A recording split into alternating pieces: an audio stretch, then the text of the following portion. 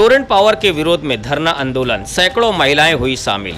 Torrent विरोधी समिति द्वारा टोरेंट पावर के विरोध में आज भिवंडी के एसटी स्टैंड स्थित प्रांत कार्यालय के सामने धरना आंदोलन किया गया, जहां पुरुषों सहित सैकड़ों की संख्या में महिलाएं शामिल रही।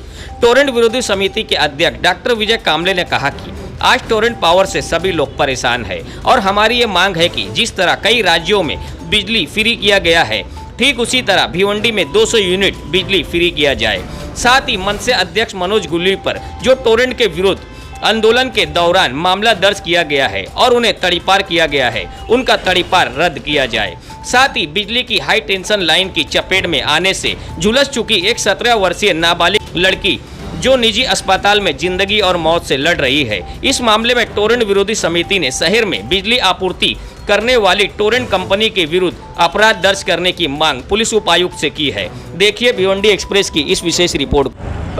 टोरेंट से पूरे भिवंडी के लोग परेशान हैं और लगातार हम टोरेंट के खिलाफ में ये लड़ाई जो है वो लड़ रहे हैं। तो आज हमने फिर से एक बार ये लड़ाई को कंटिन्यू करने के लिए आज इधर धरने का आंदोलन रखा है और मुख्य मांग जो है उसके अंदर हम कर रहे हैं कि 200 यूनिट जो है हमको फ्री होनी चाहिए, सरकार ने करनी चाहिए, क्योंकि आंध्र में, तमिलनाडु में, कर्नाटक में, दिल्ली में ये है, तो यहाँ पे भी होना चाहिए।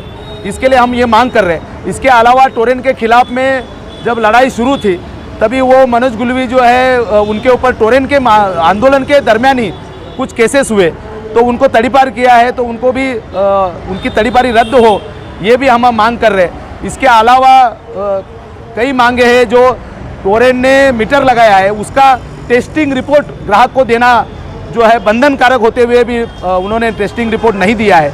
इसके अलावा वो झूठी चोरी की केस कर रहे हैं। मुख्यमंत्री वही ऊर्जा मंत्री है, उन्होंने विधानसभा के अंदर ऐसा बयान दिया था कि जितनी बिजली भिवंडी के अंदर जा रही है उसमें से जितना गलती है, बिजली कम हो जाती है, वो छोड़ के के सारी वसूली हो रही है।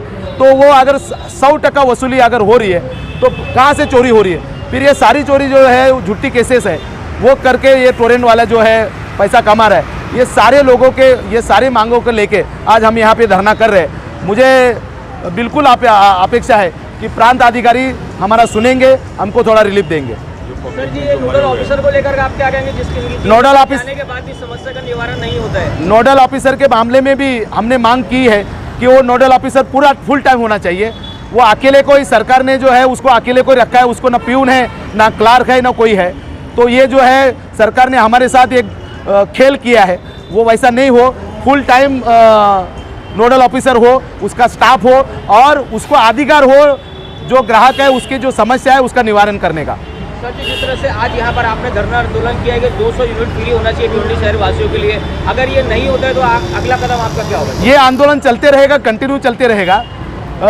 अभी तक हम रुके हुए थे क्योंकि सारी पार्टियां मिलकर आंदोलन चल रहा था, तो अभी कुछ आंदोलन नहीं हो रहा है। तो हमने सोचा है कि भाई हमको रुक के तो जमने वाला नहीं, क्योंकि हमारे साथ भिवंडी के सारे मेहनतकश लोग हैं और उनको जो है वो रिलीफ जरूरी है। इसके लिए हमने ये आंदोलन शुरू कर दिया है। देखा जाए तो भिवंडी शहर में 6 महीने पहले भी एक अच्छा विशाल टोरेंट के विरोध में धरना मोर्चा हुआ था, मगर उसके बाद वो शांत हो गया। क्या कारण था उसका? कारण क्या है पता नहीं, लेकिन सारी पार्टियां मिलकर एक होकर करना चाहिए ऐसी एक चर्चा शुरू हुई। उसके बाद एक कमेटी भी बनी, उनकी कई मीटिंगें हुई, लेकिन आंदोलन नहीं हुआ और उसी की वजह से हमने जो है ये आंदोलन शुरू कर दिया है। और इस माध्यम से हम और जनता के अंदर जाएंगे और चौक सभा, कॉर्नर मीटिंग लेके जनता को समझाएंगे और इस आंदोलन को हम और बड़ी तरीके से और बड़े संख्या में हम करेंगे। ये हमारा मानस है। क्या लगता है आपको कि जनता जब रोड पर आएगी जब समस्या का समाधान? बिल्कुल। कलकत्ता के अंदर जनता रोड पे आई, टाटा नैनो को भागना पड़ा, सरकार भी गई। वो जनता अगर चाहती है तो सब कुछ हो सकता है और इसके लिए जनता ने रोड पे जिस दिन आएगी टोरेंट को भागना पड़ेगा।